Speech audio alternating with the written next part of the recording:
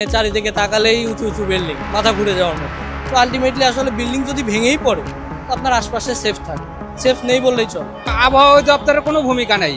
ভূমিকম্প হওয়ার পরে তারা আবল তাবল বলে আর কি। আপনি যদি ইউরোপে বা আমেরিকায় দেখেন, ওদের পুলিশগুলো অনেক কোয়ালিফাই, তারা এইসব উদ্ধার কাজ চালাইতে পারে। আমাদের মনে হয় না যে আমাদের বাংলাদেশের পুলিশগুলো উদ্ধার কাজ চালাইতে পারে। গত কয়েকদিনের ভূমিকম্পে আতঙ্কিত রাজধানীবাসী, এমন বাস্তবতায় এখন বড় প্রশ্ন, ভূমিকম্পের সম্ভাব্য ক্ষতি মোকাবেলায় কতটুকু প্রস্তুত রাজধানী ঢাকা? এর সকল কিছুই জানাবো জাগো নিউজের বিশেষ আয়োজন জাগো জনমতে। এবং এ সকল তথ্য জানাতে আপনাদের সাথে আছে আমি সিফাত আল ফাহিম।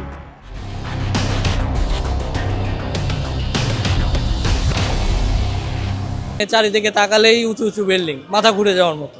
তো সেই জায়গাটা থেকে আপনি যদি প্রস্তুতি মনে করেন যে আপনি দৌড়ে বাইরে চলে গেলেন, তো আলটিমেটলি আসলে বিল্ডিং যদি ভেঙেই পড়ে তো আপনার আশপাশে সেফ থাকে, সেফ নেই বললেই চলে।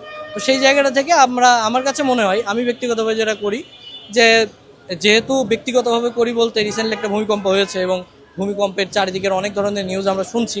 তো সেই জায়গাটা থেকে আমার কাছে মনে হয় যে বাসার ভেতরে যদি সেই ধরনের কোনো পরিবেশ বা জায়গা থাকে, যেমন কোনো দেখা যাচ্ছে খাটের নিচে থাকলো বা থাকার মতো কোনো যদি পরিবেশ থাকে, সেই জায়গাটাতে আমার কাছে মনে হয় যেন শান্তিপূর্ণভাবে তারা ওখানে অবস্থান করে। এটাই আমার কাছে মনে হয় যে তাদের জন্য ভালো হবে। প্রাকৃতিক যে দুর্যোগটা আসে ভূমিকম্প, এটা আমরা চাইলে আগে থেকে জানতে পারছি না। অন্যান্য যেমন ঝড় বা অন্য বিষয়গুলো আমরা আগে থেকে জানতে পারি আগাম, কিন্তু ভূমিকম্পের ক্ষেত্রে আমরা তো সেটা অবশ্যই জানতে পারছি না। সেই জায়গাটা থেকে অগ্রিম প্রস্তুতি বলতে ঢাকা শহরের মধ্যে একটা জায়গাতে আমার কাছে মনে হয় অগ্রিম প্রস্তুতি হিসাবে আমাদের যে জ্যামজট আছে, এই জ্যামজটটাকে আগে নিরসন করতে হবে।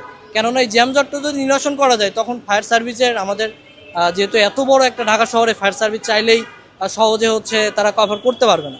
তো সেই জায়গাটা থেকে তার উপরে যদি জ্যাম থাকে, তো আলটিমেটলি এটাই হয়, কিন্তু একটা জায়গাতে আপনার আগুন লেগেছে বা একটা সমস্যা হয়েছে, তো সেইখানে কিন্তু ফায়ার সার্ভিস সহজে পৌঁছাইতে পারেন না জ্যামের জন্য। তো আমার কাছে মনে হয় যে জ্যামজট নিয়ে যদি আলটিমেটলি কাজ করে, এটাই সব থেকে ভালো। যেমন এইসব ক্ষেত্রে ফায়ার সার্ভিস সবচেয়ে বেশি ভূমিকা রাখে।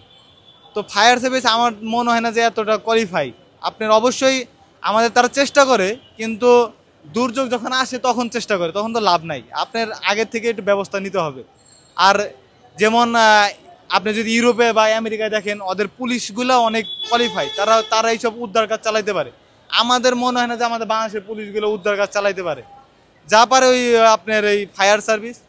আর্মিদের উচিত, পুলিশদের উচিত, সবারই উচিত যে এইসব ভূমিকম্প বিষয়ে একটু সচেতন হওয়া, তাদের উদ্ধার কাজ যেন চালাইতে পারে, এই প্রশিক্ষণগুলো নেওয়া।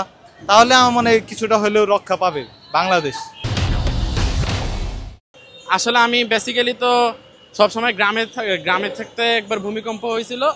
তখন মনে করেন যে গ্রামে তো খোলা জায়গা আছে, দৌড় দিয়ে বের হওয়া যায়। এখন এখানে বের হয়ে যাবো কই? চারদিকে বাসার পাশে একটা আছে 10তলা ভবন, ওটার নিচে গিয়ে দাঁড়ালে ওটাই ভেঙে যদি আমার গায়ে পড়ে তাহলে তো সমস্যা। এই জন্য আর কি করব, ঘরেই দাঁড়িয়েছিলাম ভীমের নিচে, ওই যে সাদা যে ভীমের নিচে দাঁড়িয়েছিলাম। ফিজিক্যালি ফিটনার বিল্ডিং, অনেক পুরনো, মনে করেন যে 40, 50, 60 বছর হয়ে গেছে। একটু ভূমিকম্প হলে ভেঙে পড়ার ঝুঁকিপূর্ণ আছে। মনে করেন যে 3-4 তলা ভবন হলে ঠিক আছে, বাট 10-20 তলার ভবন যেগুলো আছে ওগুলাকে মনে করেন যে পুরনো সংস্কার করা দরকার। আসলে ভূমিকম্প তো এটা আবহাওয়া অধিদপ্তরের কিছু করার নেই, এটা আকস্মিক একটা জিনিস। এখানে আবহাওয়া অধিদপ্তরের কিছু করার নেই। তবে আবহাওয়া অধিদপ্তরে ওই যে মনে করেন যে ফার্স্ট সকালে একবার হয়েছিল বাড্ডায়, নাকি আবার পরের দিন সন্ধ্যায় হয়েছিল।